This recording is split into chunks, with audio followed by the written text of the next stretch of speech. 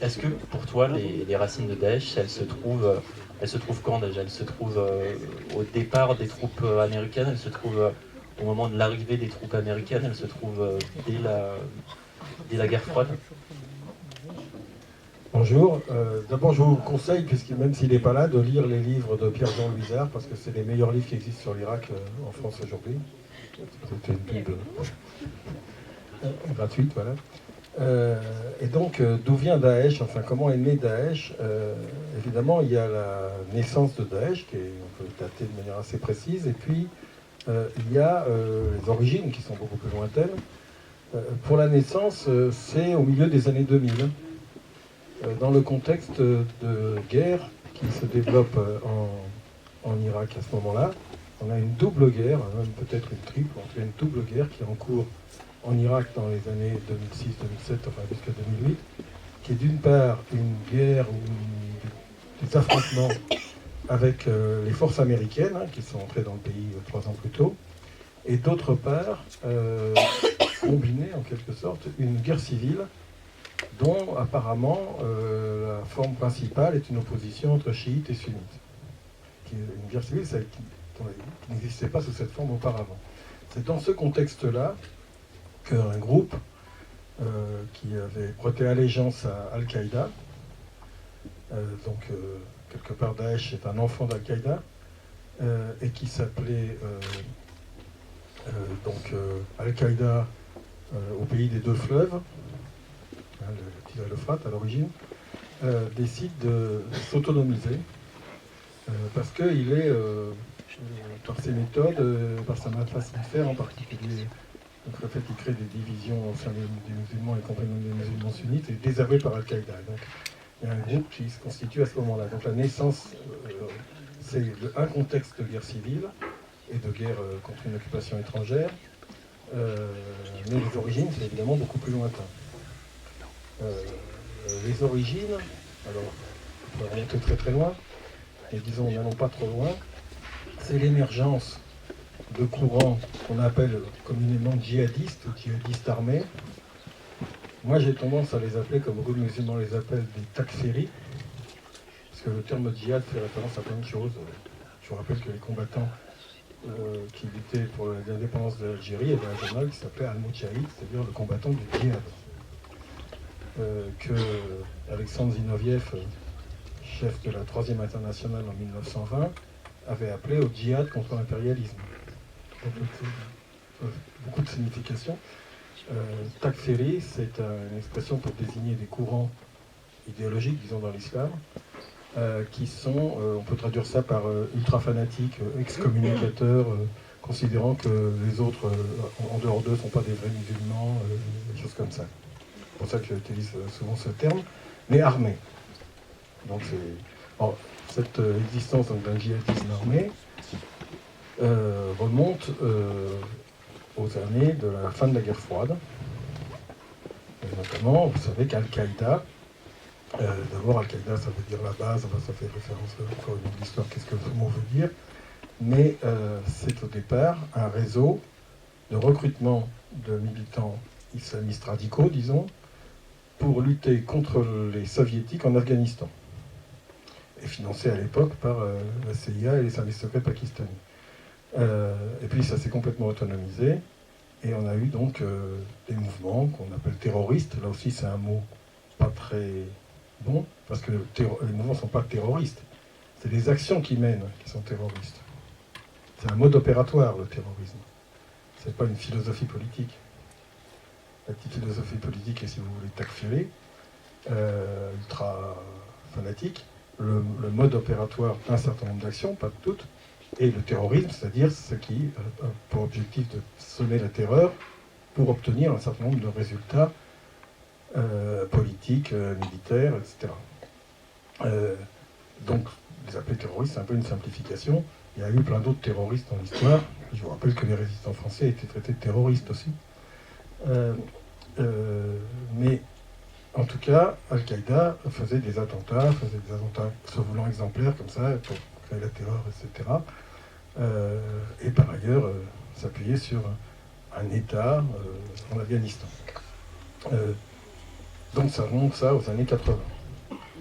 Al-Qaïda s'est un peu diffusé, et puis maintenant on a l'État islamique, Daesh en arabe, qui est né en Irak comme structure organisée et qui a construit un espace sous son contrôle, un État entre guillemets, à cheval sur la Syrie et l'Irak, et d'autres mouvements se réclamant plus ou moins du djihadisme armé se réfèrent à Al-Qaïda, à l'État islamique, à Daesh, dans toute partie du monde, ou des individus chez nous, etc. Une remarque au passage, les islamistes radicaux, les djihadistes, ou les takfiris, peu importe comment on les appelle, ne sont jamais à l'origine des guerres. Ils se développent dans un contexte où il y a guerre civile, guerre étrangère, mélange de guerre civile et de guerre étrangère, crise profonde des États et des structures nationales, et à l'occasion de ces crises, ils vont devenir des acteurs, donc en Irak d'abord, ils vont devenir des acteurs sur le terrain, et ils vont se développer, attirer des gens pour les soutenir, etc. Je rebondis sur ce que tu me dis, parce que tout à l'heure, quand on préparait le débat ensemble, tu me parlais d'une idéologie du chaos chez Daesh, donc elle se retrouve, cette idéologie-là, complètement en Irak. Qu'est-ce qui a nourri quoi? C'est l'Irak qui a nourri cette idéologie-là, ou c'est un double mouvement? Comment tu l'expliques? Alors, si on parle de l'idéologie de Daesh, ou du programme de Daesh, qui est un petit peu plus précis que celui d'Al-Qaïda, mais il y a des points communs, c'est un programme de conflit général pour reconquérir le monde musulman, et même le monde entier éventuellement, à terme, par le conflit par la guerre, pas par la victoire des idées, sur une base d'une vision d'organisation sociale qui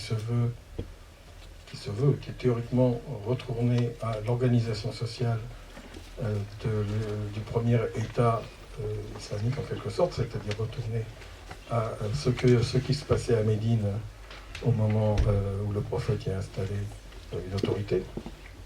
Et évidemment, ça n'a rigoureusement rien à voir en pratique sur ce qui se passait à Médine et sur le projet pour le monde entier, mais on va dire, voilà, il faut appliquer un certain nombre de règles et de lois et faire un État qui soit l'État de tous les musulmans et à terme du monde entier, en éliminant tous les faux musulmans, c'est-à-dire 99% des musulmans, ou en leur imposant de se rallier, et tous ceux qui ne le sont pas.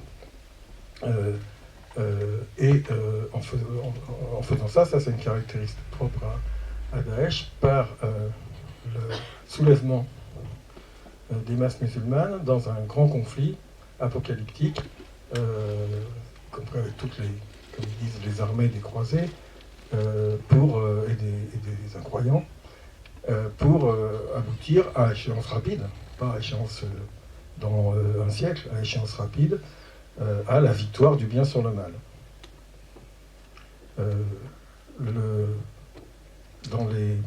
Alors, évidemment, ils n'ont pas un programme social. C'est pas. Les nazis avaient un programme apocalyptique aussi, de conquête du monde et d'organisation raciale du monde, mais aussi un programme social de redistribution des richesses, de socialisme, enfin, pas vraiment socialisme, mais d'État-providence, non, pas pour n'importe qui, et d'élimination d'une bonne partie de la planète et de réduction de l'esclavage d'une autre, et au bénéfice d'une race dominante. Et dans l'intérieur d'une race dominante, d'une race supérieure aux autres supérieurs, et explicitement les Allemands ou les Européens du Nord. Dans l'idéologie de Daesh, c'est quelque chose comme ça. C'est les vrais musulmans qui vont dominer le monde et qui vont créer demain, pas dans 1000 ans, mais demain, l'État revenant aux origines, et qui sera l'État de tous les musulmans. C'est pour ça que Abu Bakr al-Baghdadi s'est proclamé calife, c'est-à-dire chef spirituel et chef militaire de l'ensemble des musulmans. Mais c'est une espèce de fiction, rien à voir avec les califats qui ont existé dans l'histoire, et avec cette particularité qu'ils cherchent la guerre. Puisque c'est la guerre qui permettra la victoire et la conquête. Et par exemple, pour donner une idée très précise, ils sont absolument ravis qu'on leur déclare la guerre. Puisqu'ils expliquent que justement, là c'est une référence islamique aussi, eux, ils sont le Dar al-Islam, eux seuls, le Dar al-Islam, le pays de l'islam, qui doit s'étendre, et le reste du monde est le Dar al-Harb, le monde de la guerre, qui doit se réduire, et par la guerre, on y arrivera. Et en même temps, il se trouve, et c'est aussi une autre particularité de Daesh, il se trouve à gérer un territoire particulier, et évidemment, sur place en Irak et en Syrie, mais notamment en Irak, ils ont des soutiens, et ces soutiens ne partagent pas forcément cette idéologie que je peux décrire rapidement, ni ce projet de destruction totale de l'humanité pour sa régénération immédiate. Ils ont donc des soutiens, et ils ont des alliés ou des gens qui ont une autre histoire, mais qui se réfèrent à eux parce que ça fait, d'abord parce qu'idéologiquement ils s'en sentent proches, et ensuite parce que ça leur fait une espèce de prestige. Et donc on voit... il ne faut pas considérer par exemple l'international de Daesh comme quelque chose de centralisé avec un bureau. C'est pas l'international communiste de Staline, quoi. C'est des gens qui dans certains endroits se réclament d'eux et développent le même genre de pratiques avec le même genre d'objectifs, ou d'autres qui ont tout à fait d'autres objectifs, mais qui profitent de la situation pour s'allier militairement avec Daesh. Autre point dont on parle souvent pour expliquer la montée de Daesh, c'est la scission sunnite-chiite. Est-ce que c'est vraiment aussi simple que ça en Irak? Alors, pour Daesh, les chiites, c'est le mal absolu. C'est-à-dire, dans la hiérarchie des ennemis, il y a peut-être encore pire que les chiites, des gens qui considèrent comme pas vraiment des humains. Et donc, par exemple, les yézidis, qu'ils ont promis un génocide rapide, mais les chiites sont considérés comme pire que tout, c'est des apostats, c'est des gens qui ont renié l'islam, je dis bien entendu du point de vue de Daesh, et donc c'est les ennemis absolus. Et donc, dans le contexte de conflit qui s'est développé ces dernières décennies dans le Proche-Orient, Daesh comme acteur, et Al-Qaïda aussi, a exacerbé une division chiite-sunnite, mais qui ne préexistait pas, en tout cas pas sous cette forme, avant. Il n'y a pas un conflit immémorial, séculaire et permanent entre chiites et sunnites. Il y a plein de moments dans l'histoire où même la séparation entre chiites et sunnites n'est pas si claire que ça. Il y a des moments où il y a des conflits dans lesquels on instrumentalise plus ou moins la notion de sunnite ou de chiite, mais c'est surtout des politiques d'État, parce que vous savez que c'est la religion d'État en Iran, et je parle bien avant les mollahs. Il y a des moments comme ça, il y a des moments donc de rivalité entre chiites et sunnites, et il y a aussi des moments où il y a des dynasties arabes qui étaient chiites et qui dominaient des populations sunnites, et il y a des endroits où les gens ne savent même pas ce que c'est la différence entre chiites et sunnites. Et en Irak, il y a eu des tas de problèmes, historiquement, qui peuvent s'analyser comme in fine, comme ayant quelque chose à voir avec chiites sunnites, mais qui sont d'abord des problèmes sociaux. Depuis la création de l'Irak comme État, au départ pseudo-indépendant dans les années 1920, le pouvoir est assuré par la minorité sunnite. La minorité sunnite, et dans la minorité sunnite, certaines personnes au sein de la minorité sunnite. Ça a évolué parce que sous le royaume d'Irak, c'était un certain type de gens, et sous Saddam Hussein, c'était d'autres, mais avec comme caractéristique, quand même, c'est toujours des sunnites qui tiennent le cœur de l'État, le cœur de l'armée, et qui sont quand même parmi plutôt les plus privilégiés du pays. Ce qui ne veut pas dire qu'il n'y a pas des chiites riches aussi, hein, il y en a, mais dans les populations pauvres de l'Irak, il y a énormément de chiites. Les chiites font la majorité de la population et plus que la majorité des pauvres. Et donc il y a eu un sentiment, un problème de sentiment d'exclusion politique et sociale de la part d'une partie de la population chiite, historiquement, mais ça ne voulait pas dire qu'il y avait un conflit sunnite-chiite. Par exemple, une chose qui est peu connue, le Parti communiste irakien, qui était le plus grand parti communiste arabe en termes de nombre d'adhérents, qui a partagé le pouvoir, qui était quasiment au pouvoir après la révolution antimonarchique de 1958, qui s'est déroulée, comme vous le savez sûrement pas, le 14 juillet 1958. volontairement le 14 juillet. Pour donner une idée de qu'est-ce qu'ils avaient en tête, les révolutionnaires qui ont tué le roi à cette occasion. Bon. Donc le Parti communiste irakien, qui était donc une des composantes du pouvoir juste après la chute de la monarchie, à l'époque du général Qassam, qui lui-même était d'une famille mixte chiite-sunnite, parce qu'il y a des dizaines de milliers de familles mixtes sunnites-chiites. Des dizaines de milliers. Donc ce Parti communiste irakien était composé à 95% de chiites et de chrétiens. Bon. Donc effectivement, il y avait des différences, il y avait des tensions, il y avait des problèmes politiques, il y avait des problèmes sociaux, mais rien qui ressemble à une guerre systématique entre chiites et sunnites. La guerre systématique entre chiites et sunnites en Irak, elle date de 2005-2006. Justement, est-ce que tu peux l'expliquer? Parce que tu en viens maintenant peut-être au plus intéressant pour comprendre Daesh, à ce qu'il y a de plus récent, notamment avec ce qu'a fait Nouri al-Maliki. Alors, je vous rappelle les événements. Donc, là encore, je remonte un peu en arrière pour bien comprendre. En 1979, il y a la révolution islamique chiite en Iran. Il faudra un débat entier pour parler de ça. Quelques mois plus tard, l'Irak de Saddam Hussein attaque l'Iran, avec la bienveillance manifeste des États-Unis et de la France et la neutralité de l'Union soviétique. La guerre Iran-Irak fait au moins 300 000 morts du côté irakien et dure 7 ans. Et 600 ou 700 000 morts du côté iranien. C'est pas des petits chiffres. Et donc à partir de ce moment-là, donc à partir du déclenchement de la guerre Iran-Irak, l'Irak entre en guerre et n'en est pas sorti depuis. Bon, ensuite vous avez l'invasion du Koweït, ce qu'on appelle la première guerre du Golfe, en fait la deuxième, parce qu'il y en avait déjà une, pas plus sanglante.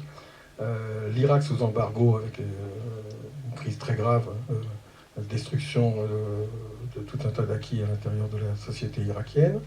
L'invasion de l'Irak par George Bush à la suite des attentats du 11 septembre dans lesquels les Irakiens n'avaient strictement rien à voir, et une situation de proconsulat américain, où ça se passe très mal, qui provoque une réaction anti-américaine, pas seulement de sunnites, mais aussi de chiites, et des formes de guerre et de guérilla, et le développement de conflits sunnites-chiites, particulièrement développés par ce qui était à l'époque Al-Qaïda et qui va devenir Daesh. Attentats dans les mosquées chiites, des choses comme ça. Et comme il y a eu des élections pas spécialement truquées, enfin je veux dire évidemment pas forcément parfaites, mais globalement le résultat correspond à peu près à ce que les électeurs voulaient, on a un pouvoir qui est aux mains de la majorité chiite. Et au sein de ce pouvoir, là je fais rapide parce que ça s'est passé en plusieurs années, il y a notamment ce gouvernement, bon parce que, là encore ça serait pas le temps de développer, mais cette situation d'extrême chaos qui prévaut en Irak, où il y a à ce moment-là 400 000 soldats américains. Pour vous donner une idée, les Britanniques tenaient l'Irak avec 3 000 soldats. On a beaucoup progressé depuis. Donc il y avait moins de population en Irak, mais quand même.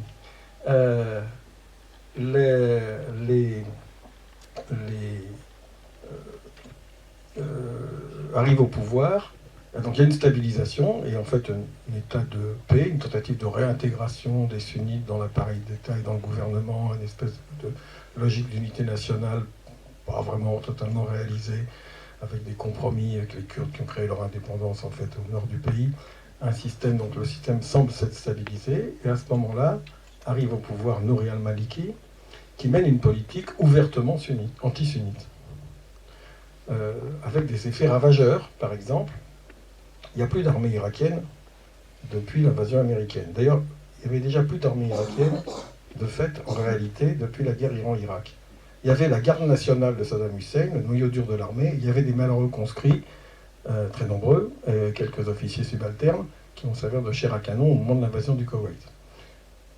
Et il y avait encore, au moment de la chute de Saddam Hussein, beaucoup de gens, des centaines de milliers,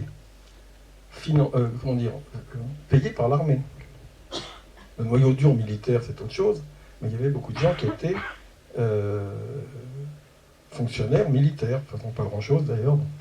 La première idée géniale des Américains, c'était de dissoudre l'armée, donc on a mis tous ces gens-là au chômage, ce qui a créé des ressentiments. C'était en majorité des sunnites, ça a créé aussi des ressentiments. Et puis il s'est recréé une armée, mais qui n'est pas une armée, qui est une collection de milices principalement chiites. Et pour maintenir l'ordre dans le nord du pays, à Mossoul en particulier, on a envoyé ces miliciens chiites du sud du pays, qui sont comportés comme une force d'occupation sous l'égide de Nouri al-Maliki, ce qui a créé un fort ressentiment de la majorité de la population de Mossoul. Ce qui explique pourquoi quelques mois plus tard, quand Daesh, qui s'est rancunier entre-temps, a attaqué Mossoul, l'armée s'est débandée immédiatement et une partie de la population a fui, mais une autre partie de la population a accepté l'entrée de Daesh, soit un peu contrainte et forcée, soit comme un moindre mal, soit même pour certains comme ça va être mieux que les milices qui étaient là précédemment. On a vu le même phénomène avec les talibans, je signale. Il ne faut pas croire que la population dans son ensemble a été très hostile à l'arrivée de Daesh à cause de la politique de Nouri al-Maliki précédemment, ouvertement anti-chiite, et des exactions des milices. Évidemment, après, il y a les exactions de Daesh.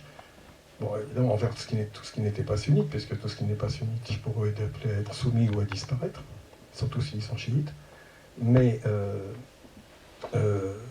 on comprend mieux la dynamique. Alors en plus, quand je dis qu'il n'y avait pas d'armée, les Américains qui finançaient très largement et qui avaient équipé cette armée qui n'en était pas une, ce qui a assuré du jour au lendemain à Daesh des chars, des canons anti-chars, des canons anti-aériens, etc., puisque l'armée irakienne a abandonné tout ce matériel.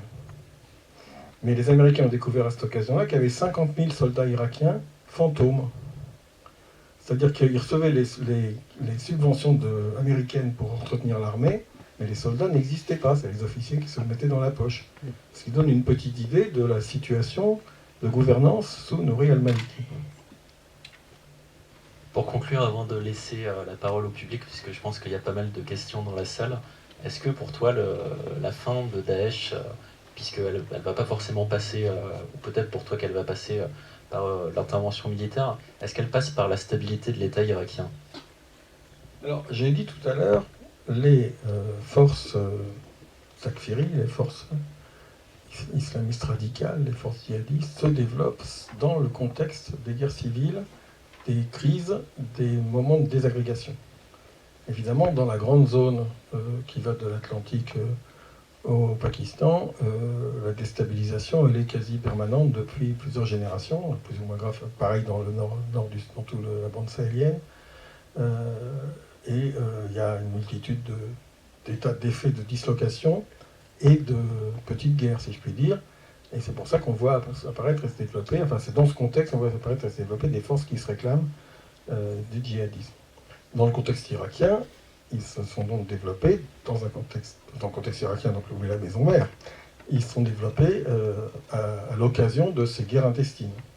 Et dans le contexte syrien, je le dis au passage, Daesh n'existe pas avant 2011, n'existe pas avant 2012, commence à exister à partir de 2013, comme force sur le terrain. C'est tout récent. Et la guerre déclenchée par par Bachar al-Assad, lapsus significatif, contre son propre peuple à l'été 2011, aboutit à une situation qui permet à Daesh de prendre le contrôle de toute une partie de l'est du pays. En continuité avec ce qui se passe en Irak. Donc ça naît en Irak et ça se développe en Syrie. Ils ont déjà les bases arrières en Irak quand ils se mettent à contrôler la Syrie. Bon, il y a encore beaucoup de choses à dire sur le processus, comment ça s'est déclenché. Et en tout cas, ils occupent un territoire. On peut imaginer, certainement pas simplement avec des frappes aériennes, mais on peut imaginer qu'au bout d'un certain temps, parce que pour le moment, au départ, c'est 30 000 personnes, Daesh. Imaginons juste que, faisant un peu de politique fiction, on vous dise, en 1945, il y a un groupe de 30 000 personnes qui tient la dragée haute au monde entier. Vous auriez, n'importe quel militaire aurait dit, quoi? Qu'est-ce que c'est que cette blague? Bon, maintenant, ils sont peut-être 60 000. On peut imaginer qu'à partir d'un certain moment, ils vont ne plus pouvoir tenir leur position. Ça peut prendre un certain temps. Ça ne veut pas dire que la situation sera restabilisée pour autant dans la région, et notamment en Irak. les conditions qui ont créé, qui ont créé le chaos en Irak peuvent continuer à se poursuivre, même après une défaite de Daesh. En plus, ça n'achèvera absolument pas le terrorisme. On l'a vu quand les talibans ont été renversés en Afghanistan, puisqu'on reste dans une situation de déstabilisation et qu'on aura évidemment, en plus des anciens combattants de Daesh, c'est comme quand vous essayez d'effacer une tâche et que vous l'atténuez, mais vous la faites se répandre. Donc on aura encore des phénomènes comme ça qui peuvent durer un certain temps. Mais on peut imaginer qu'au bout d'un certain temps, ça sera marginal et que les choses pourraient redevenir quoi? Certainement pas redevenir à la situation antérieure. Allez, on oublie tout, on est exactement là. Alors à quelle situation? À un nouvel Irak qui n'aura pas grand-chose à voir avec l'ancien. Ça suppose évidemment absolument une unité arabe, les chiites et les sunnites. Ça suppose un compromis avec les Kurdes qui ont, comme je l'ai dit, déjà créé leur État indépendant. Et donc l'idée qu'on pourrait revenir à l'Irak des années 50 ou même à l'Irak des années 80 n'est pas probablement illusoire. Mais la condition majeure et absolue pour voir disparaître Daesh et plus généralement les mouvances islamistes, islamistes, c'est pas le terme parce que ça fait amalgame avec d'autres forces, mais disons djihadistes ou takfiri, c'est la restabilisation et la réintégration des États et des sociétés. Et donc ce qui fait reculer cette idéologie et ce qui fait, y compris reculer leurs forces, c'est des phénomènes de réintégration. Malheureusement, on n'y est pas vraiment là. On est plutôt dans des phénomènes de poursuite de la dislocation, mais on peut espérer qu'à la longue, on arrivera à l'inverse. Alors, ma question concerne l'idéologie de Daesh. Alors, quelles sont les relations qu'elle entretient avec le wahhabisme saoudien? Ça, c'est un premier point. Quelle relation elle entretient avec les frères musulmans turcs? Alors, saoudiens qui sont des alliés des États-Unis, turcs qui sont dans l'OTAN, qui bombardent les Russes quand ces derniers bombardent les positions de Daesh. Et enfin, quelle relation cette idéologie entretient avec les positions néoconservatrices états-uniennes du type redécoupage du Moyen-Orient, parce que quelque part c'est ce qu'ils font. Alors, d'abord, le wahhabisme. Alors, c'est quoi le wahhabisme? Le wahhabisme, c'est la religion officielle de l'Arabie Saoudite et du Qatar, mais c'est surtout l'Arabie Saoudite qui est importante. Je vous rappelle, le Qatar, 150 000 habitants, enfin 1,5 million d'habitants au Qatar, mais 150 000 Qataris. L'Arabie Saoudite, c'est 30 fois plus. Et premier producteur du monde mondial de pétrole et première réserve mondiale de pétrole. Donc c'est l'Arabie Saoudite qui compte.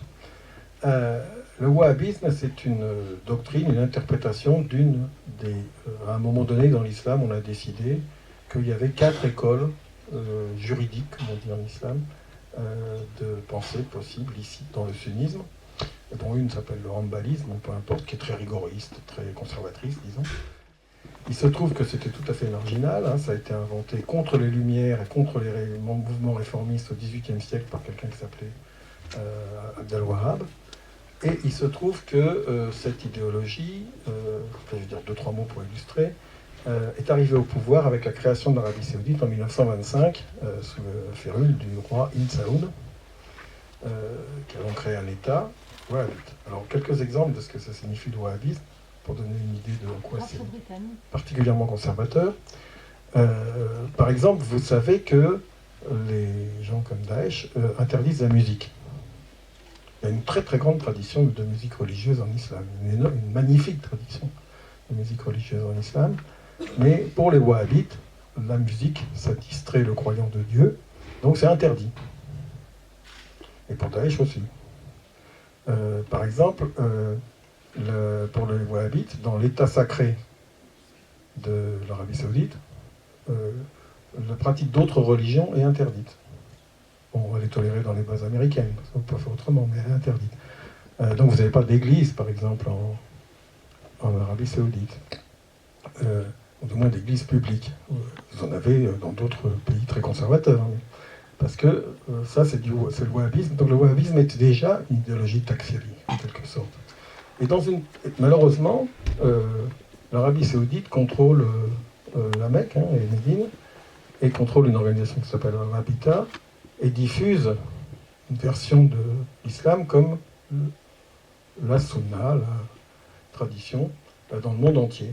Et c'est pour ça qu'on a vu se développer ce qu'on appelle du néo-wahhabisme, du wahhabisme moderne, qui adhère à cette vision, évidemment, par exemple, sur le droit des femmes et sur l'infériorité des femmes par rapport aux hommes. C'est aussi très fortement exprimé dans le wahhabisme. Et l'idéologie des organisations djihadistes procède directement du wahhabisme, mais aussi d'un truc pakistanais qui s'appelle les écoles des hauts bandits, mais si je ne rentre pas dans les détails. Il y a donc un lien idéologique fort. Il n'y a pas seulement un lien idéologique. Le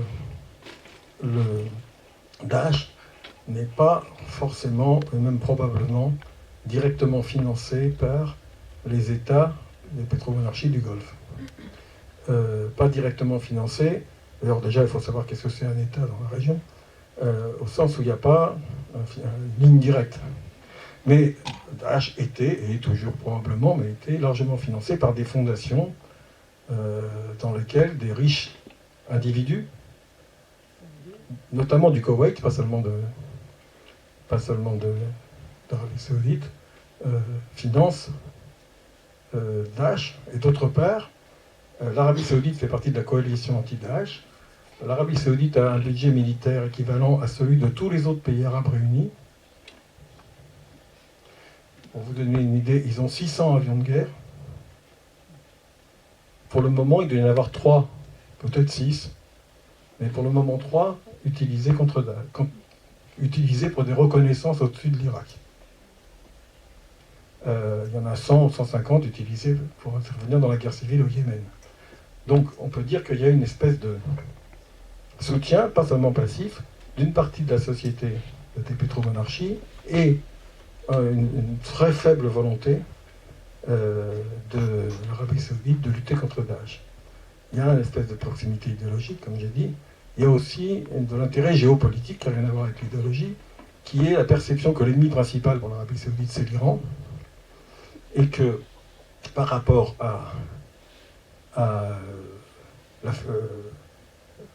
Daesh est un élément anti-iranien.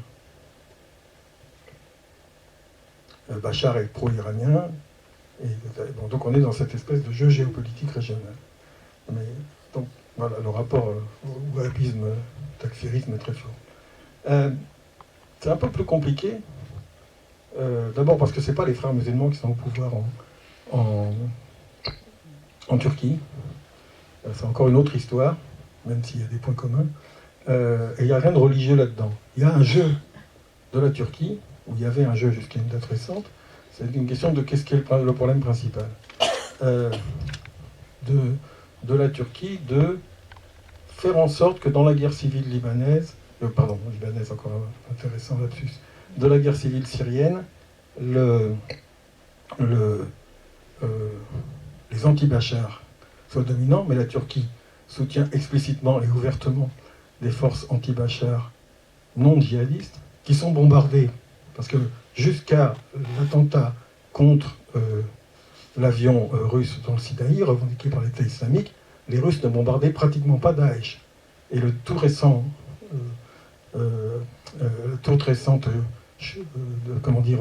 tir de l'aviation turque contre un Sukhoi russe s'est déroulé alors que ce Sukhoi russe était opérationnel dans une zone où Daesh n'existe pas. Il faut quand même être assez clair là-dessus. Mais où par contre il y a des forces soutenues par les Turcs qui sont actives contre Bachar. On a une guerre à plusieurs dimensions, il faut toujours comprendre ça. Et donc, il y a une certaine complaisance, disons, pour des raisons d'équilibre, entre, de la part du gouvernement turc, par exemple, qui laissait des blessés de Daesh rentrer sur le territoire turc pour être soignés, qui ne surveillait pas vraiment la frontière du passage des djihadistes. Mais ils sont en train de découvrir qu'ils ont un problème. Les services secrets turcs et même la presse turque qui est un peu au courant, dit qu'il y a un problème, il y a environ 3000 potentiels djihadistes turcs en Turquie et qui peuvent faire des attentats et qui en ont fait. Alors il peut y avoir des manipulations des services secrets, c'est pas exclu. Mais dans cette complexité régionale, le problème principal des Turcs, c'est effectivement pas les djihadistes qui considèrent comme un problème qui finira par disparaître, c'est les Kurdes. Donc on a vu quand les Turcs ont décidé d'intervenir contre Daesh, ils ont fait 5% de leurs interventions contre Daesh et 95% contre les Kurdes. Hein, comme les Russes, ils ont fait 3% jusqu'à l'attaque contre du Boeing, ils faisaient 3% de leurs opérations contre Daesh et 97% contre les forces qui n'étaient pas Daesh. Chacun défendant des intérêts géopolitiques plus ou moins bien compris. Il n'y a pas d'affinité idéologique. C'est pas des néo-wahhabites, les conservateurs turcs. Leur modèle explicitement affirmé, c'est la CSU allemande. Alors, est-ce qu'il y a à savoir avec les néoconservateurs américains? Là encore, il y a pas mal de confusion. Bien entendu, l'émiettement de la région est le fruit des politiques occidentales dès l'origine. Les frontières entre l'Iran et l'Irak ont été tracées par 2 diplomates, un anglais et un français, avec Sykes et Picot, avec derrière la tête principalement l'exploitation du pétrole qu'on savait déjà être présent à Mossoul. Et il y a eu, c'est une très longue histoire, il y a eu dans toute l'histoire récente des interventions des grandes puissances ou des puissances régionales, et en particulier la plus grande des puissances, c'est-à-dire les États-Unis. Hein, j'ai dit tout à l'heure, sous la guerre froide, ils soutenaient les mouvements islamistes radicaux contre les soviétiques. L'alliance entre les États-Unis et l'Arabie saoudite a été scellée en 1945, et elle a continué depuis. L'Arabie saoudite est soutenue largement, y compris sur le plan militaire, par les États-Unis et la France. Et dans ce jeu géopolitique, il y a une influence des États-Unis très forte. Et puis évidemment, il y a un événement tout à fait important, c'est l'invasion de l'Irak en 2003, avec l'idée qu'avaient les néoconservateurs américains d'imposer la démocratie par en haut, qui a abouti à développer le chaos, et pas forcément l'idée, parce que ça c'est une illusion qui est souvent répandue. Ils ont une stratégie du chaos qui consiste à foutre le bordel pour pouvoir contrôler la situation. Il y a certaines personnes qui peuvent avoir ces idées-là dans les états-majors américains, etc. Mais ils ne contrôlent plus du tout la situation. Ils ne contrôlent absolument pas la situation. Ils courent après la situation. C'est ceux qui disaient on va affaiblir l'État irakien pour contrôler le pétrole. Maintenant, c'est les Iraniens qui contrôlent, qui étaient censés être les ennemis numéro 1 des Américains dans la région, qui contrôlent le pétrole. Enfin, les Iraniens qui se dealent avec les compagnies internationales. Donc on a un enchevêtrement, et on n'a pas, ou on n'a plus, parce que à toutes les époques on pouvait avoir, on n'a plus un Deus ex machina extérieur qui maîtrise tout et qui contrôle tout. On a une situation géopolitique compliquée et des influences des puissances régionales et des interventions croisées, combinées, contradictoires même à l'intérieur même d'un même pays, etc., dans une situation générale où le chaos se développe. Et pourquoi le chaos se développe, et je termine là-dessus, c'est pas parce qu'il y a un état-major secret quelque part qui conçoit quelque chose, c'est parce qu'il y a une tendance naturelle de la dislocation dans les pays, dans les États, dans les pays, dans les sociétés, créée par la gestion néolibérale du monde. Et que dans des zones où toutes les failles sont déjà très ouvertes et où toutes les tendances de la dislocation sont fortes pour des raisons historiques et politiques précédentes, cette dislocation s'accentue. L'exemple que je donnais tout à l'heure, 50 000 soldats inexistants dans le contexte de l'armée irakienne. Des histoires comme ça, de corruption et tout, il y en a eu à toutes les époques. Mais là, comme disait un ami bulgare à moi, on dit corruption, il ne faut pas dire corruption, il faut dire accumulation primitive dans le contexte néolibéral. Quand l'idéologie générale c'est enrichissez-vous, mettez-vous en plein les fouilles, et vous aurez votre Rolex et vous aurez réussi votre vie, en Irak comme en France ou partout, ça accentue les tendances à la dislocation, à chacun pour soi, et y compris avec cette logique de privatisation généralisée, de délitement des forces collectives, etc., qui évidemment contribuent à des crises qui peuvent, dans certaines circonstances, aboutir à des crises armées.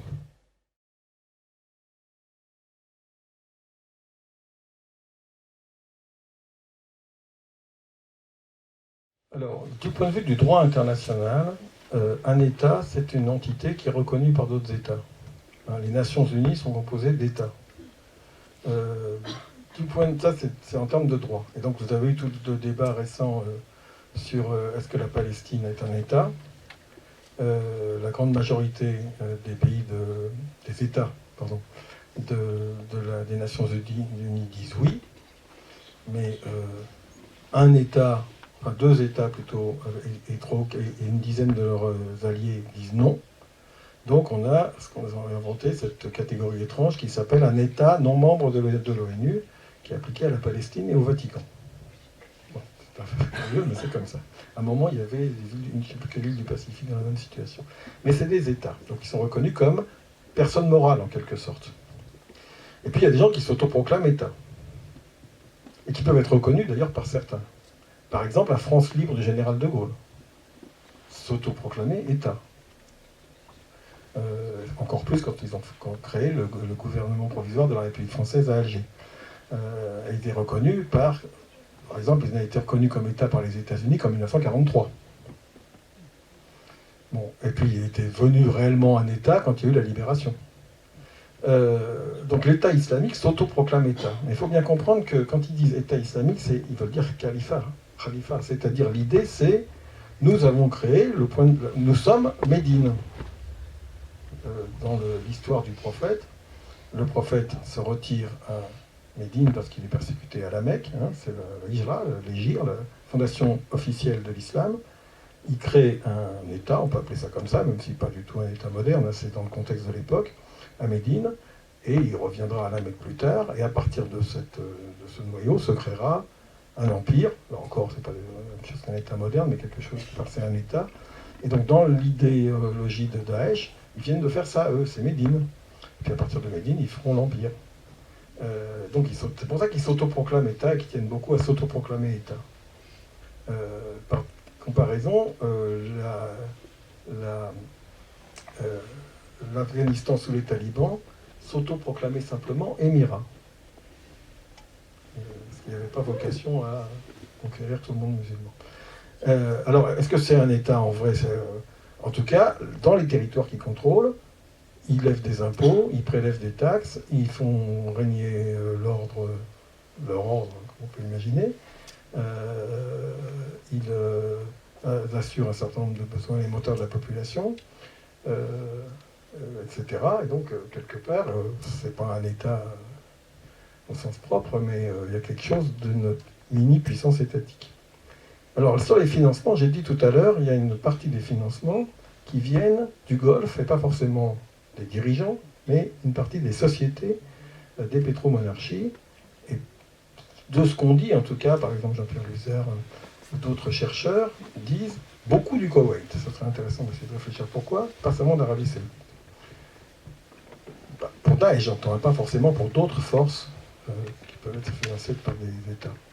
Deuxièmement, ils ont une deuxième source de revenus qui est, j'ai dit tout à l'heure, ils lèvent des taxes. Par exemple, dans les zones contrôlées par Daesh, vous n'avez heureusement jusqu'à maintenant pas de famine. Or, si vous voyez bien une carte, ce sont des zones qui sont plutôt en insuffisance alimentaire. On est dans des bordures de désert, etc. Ce qui veut dire qu'il y a de la circulation de marchandises. Et que sur ces circulations de marchandises, qu'on laisse passer, il y a des taxations. Bon, ça rapporte un peu d'argent. Troisièmement, il y a les prises d'otages, la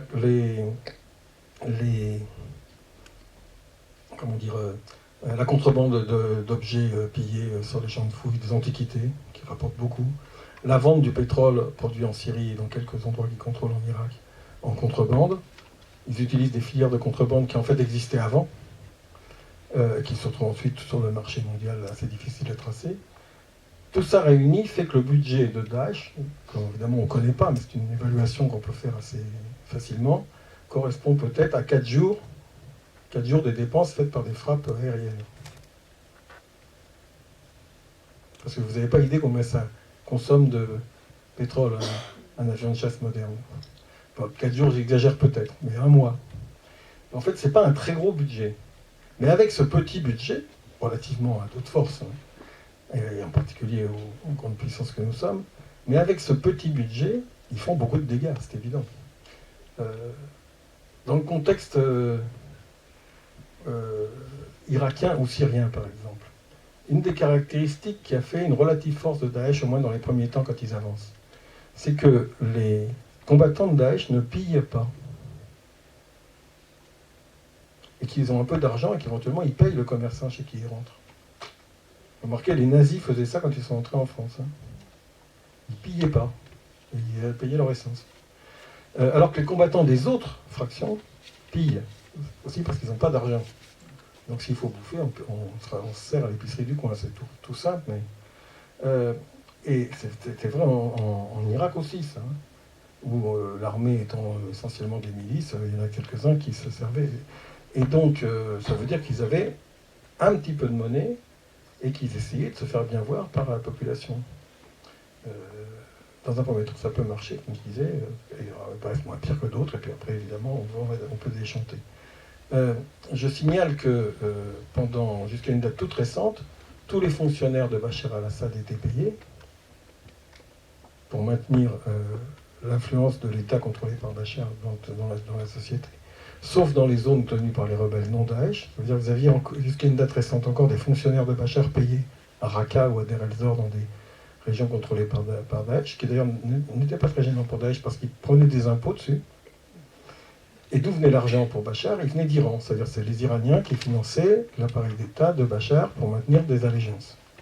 Donc, et une partie de cet argent se retrouvait dans les poches de Daesh. Donc vous voyez, on a l'impression qu'on est dans une situation de guerre de 14, où il y a deux camps très nets, et puis voilà, c'est face à face, et puis il n'y a aucune relation entre les deux. D'abord, pendant la guerre de 14, il y avait plein de commerces qui passaient par la Suisse, évidemment, ou par les Pays-Bas, entre les deux, y compris des matériaux qui servaient à faire des explosifs. Hein, mais évidemment, il n'y a pas de commerce entre les combattants. En tout cas, c'était strictement interdit. Dans une situation de guerre civile multiforme, comme c'est actuellement en Irak ou en Syrie, il y a évidemment des relations. Et ça fait aussi partie du financement de Daesh. Mais l'essentiel, je pense, aujourd'hui, du financement de Daesh, c'est quand même de l'argent qui vient des pétromonarchies.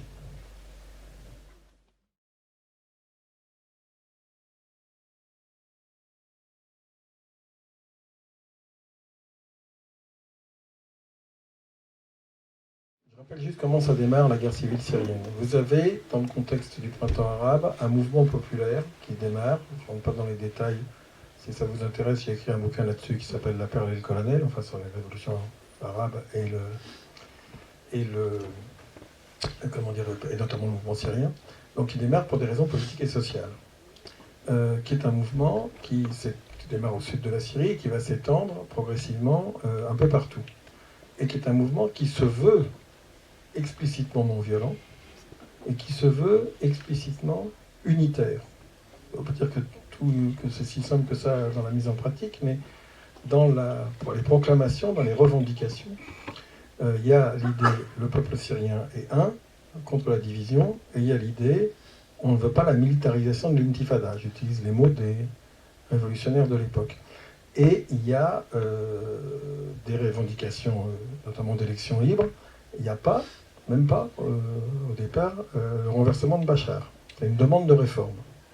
Ce mouvement se développe très très fortement et le régime au pouvoir à Damas, là encore ça serait une longue histoire, hein, on a déjà ce qui va être Daesh en train de se développer en Irak, il faut bien rappeler. On est dans un contexte où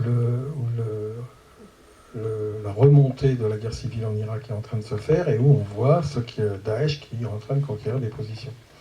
Dans ce contexte, le régime de Bachar décide, en fait, en imitant ce que le père Hafez avait fait 20 ans avant, décide de régler le problème avec son outil principal, avec sa carte principale, qui est la force militaire.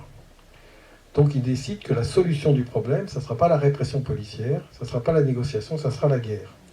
Et ce calcul est un calcul qui n'est pas un calcul irrationnel, c'est un calcul qui part de l'idée, s'il y a guerre, d'abord on est sûr de gagner, parce que nous seuls avons la force militaire, et deuxièmement, ça va forcément créer des divisions confessionnelles dans le pays, quitte à les encourager.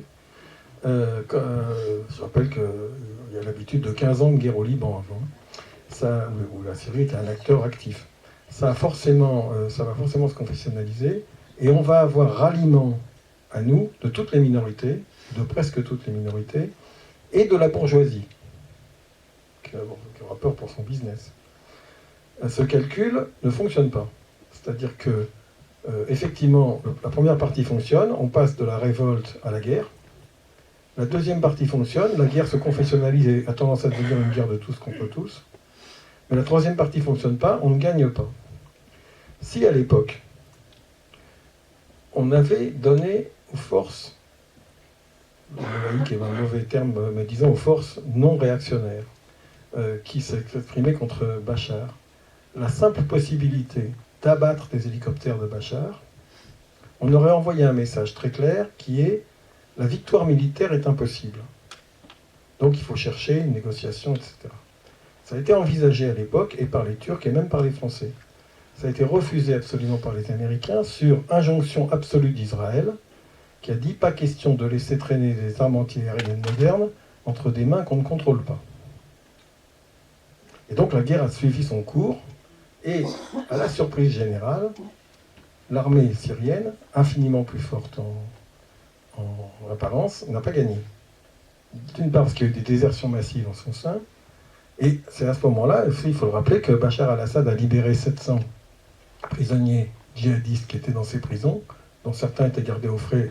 En fait, c'était des gens qui s'étaient réfugiés pendant la guerre civile de 2005-2006 en Irak, qui s'étaient réfugiés en Syrie, qu'on avait mis à l'ombre et qu'on a libérés, et dont une partie a formé l'ossature de Daesh en Syrie.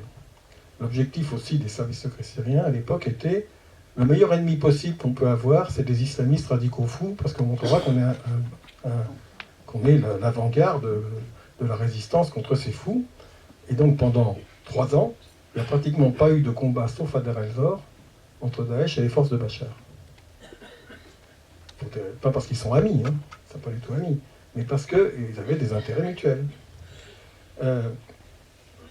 Et évidemment, on aurait pu enrayer le mécanisme de guerre au début et renforcer un mécanisme de négociation et de sortie pacifique, ça ne serait pas fait tout seul, mais pacifique du conflit. On pourrait vous raconter que le même scénario aurait pu se produire en Yougoslavie, mais il est un fait que, voilà, y compris le jeu des intérêts, a fait que, et notamment des Israéliens, a fait que ça ne s'est pas fait. Alors après, bon, il y aurait beaucoup à dire sur ce que Madame a dit. Bon, j'ai déjà dit un certain nombre de choses sur le wahhabisme, sur le lien pervers quelque part qui existe entre ce projet islamique ultra-conservateur porté par l'Arabie Saoudite et un de ses enfants extrémistes qui est Daesh, mais il y a une histoire. Et puis bien sûr, les interactions des puissances.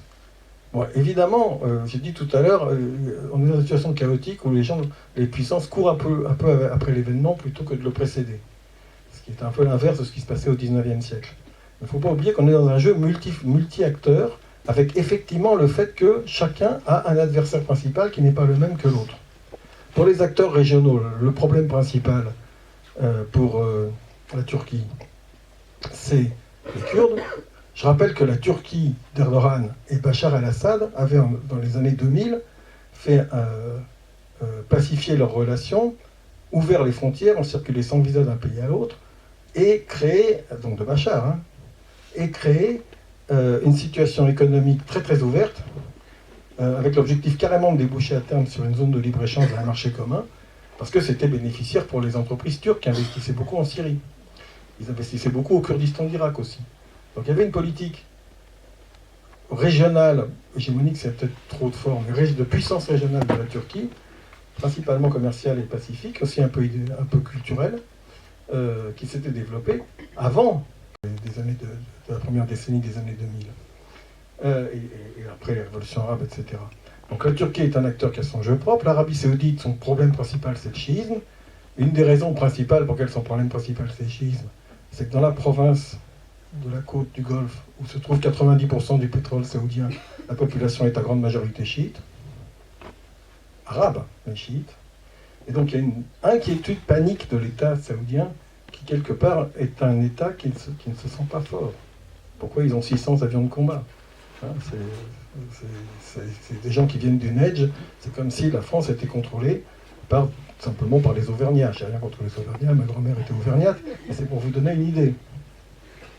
Bon, ils ont plein de sous, mais ils sont pas si légitimes que ça, et l'État saoudien est beaucoup moins. Ils ne se sent pas très stable, et donc réagit de manière paranoïaque face à l'Iran. L'Iran réagit en permanence comme une puissance assiégée, depuis la révolution islamique évidemment. N'oubliez jamais que l'Iran se sent encerclé par 4 puissances nucléaires, 2 ouvertement hostiles, enfin les 2 hostiles et moins hostiles depuis quelques mois, et 2 qui ont été ou qui pourraient l'être. Et que le projet d'avoir une bombe atomique de l'Iran, il date du Shah. À l'époque, c'était avec les Français.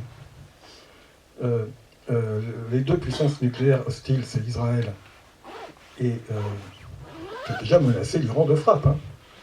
Il n'y a pas que Ahmadinejad qui a menacé Israël, au contraire, il y a aussi beaucoup les Israéliens. C'est Israël et les États-Unis qui ont des bombes atomiques dans leur base à Bahreïn et à Qatar. Et c'est la Russie, dont on rappelle l'URSS, la Russie, puis l'URSS ont occupé les territoires iraniens dans l'histoire. La période la plus récente, c'est 1945-1948. Et la 4e menace, qui est prise très très au sérieux en Iran, c'est l'arrivée d'un pouvoir islamiste radical au Pakistan, anti-chiite, et le Pakistan est doté de l'arme nucléaire. Donc l'Iran a sa propre paranoïa et sa propre tactique de rupture de l'encerclement, pour lequel on va... Et donc Daesh n'est pas un danger. Donc pour tous ces gens-là, Daesh est un problème, mais pas un danger principal. Pour l'Iran, Daesh est un problème, mais pas un danger principal. Le danger principal, c'est l'Arabie Saoudite et ce genre de choses. Pour l'Arabie Saoudite, Daesh n'est pas un danger du tout, ou alors on verra, et le problème c'est l'Iran. Pour les Américains, c'est encore un autre film, etc. Chaque puissance régionale ou locale, je termine sur les Russes. Les Russes ont un intérêt dans la région, une histoire dans la région qui remonte au Tsar. C'est une région tout à fait proche. Les Russes se sont toujours considérés, sous les Tsars comme sous le communisme, comme les protecteurs naturels des chrétiens d'Orient.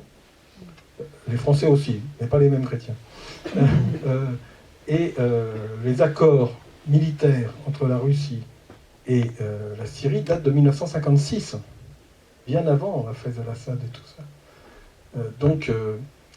Donc effectivement, on a une situation, c'est pour ça qu'on n'arrive pas à faire de coalition, etc., et qu'on a cette situation embrouillée. Et c'est pour ça aussi que Daesh peut survivre, en tout cas comme entité, entre guillemets, mettez tous les guillemets que vous voulez, étatique, pendant encore un certain temps. Je ne pense pas éternellement.